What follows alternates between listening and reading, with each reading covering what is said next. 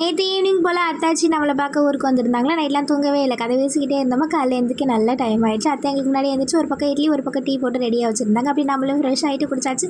நிறையா பேர் அத்தாச்சின்னு சொன்னாலே அத்தாச்சினா என்ன முறைன்னு கேட்குறீங்க. இதை பற்றி ஆல்ரெடி ஒரு வீடியோவில் சொல்லியிருப்பேன்னு நினைக்கிறேன். அத்தாச்சி வந்து செல்வாவோட அக்கா. நம்ம சைடு வந்து அத்தா மாமாவோட பிள்ளைங்க நம்மளோட ஏஜ் கூட இருந்தால் அத்தாச்சின்னு சொல்லுவாள். ஏஜ் கம்மியாக இருந்தால் நாத்தனா அப்படின்னு சொல்லுவாள். அண்ணின்னு கூட சொல்லுவாங்க. பட் நான் வந்து அண்ணி வந்து அண்ணனோட ஒய்ஃபை மட்டும் தான் சொல்லணும் அப்படின்னு யாரையுமே அண்ணின்னு கூப்பிட மாட்டேன். ஒன்றே அத்தாச்சி மட்டும்தான்.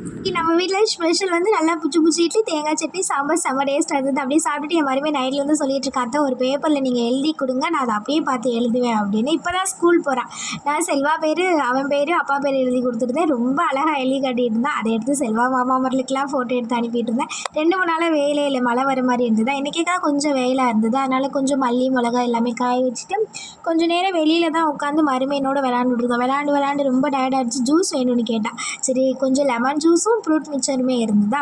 சரி ஒரு டம்ளரில் ஆளுக்கு கொஞ்சம் கொஞ்சம் அப்படியே ஊற்றி குடிச்சிட்டு ஆல்ரெடி மதியத்துக்கு சாப்பாடு ரெடி பண்ணிகிட்டு இருக்காங்க. நம்மளும் இப்போ எங்கே ஏதாவது பண்ணலாம். இன்றைக்கி நம்ம ஃபேமிலியில் கார்த்திக், வருண், அவங்களுக்கு இனிய பிறந்தநாள் நல்வாழ்த்துக்கள். எல்லோரும் எப்போ ஹாப்பியாக இருங்க. Bye bye.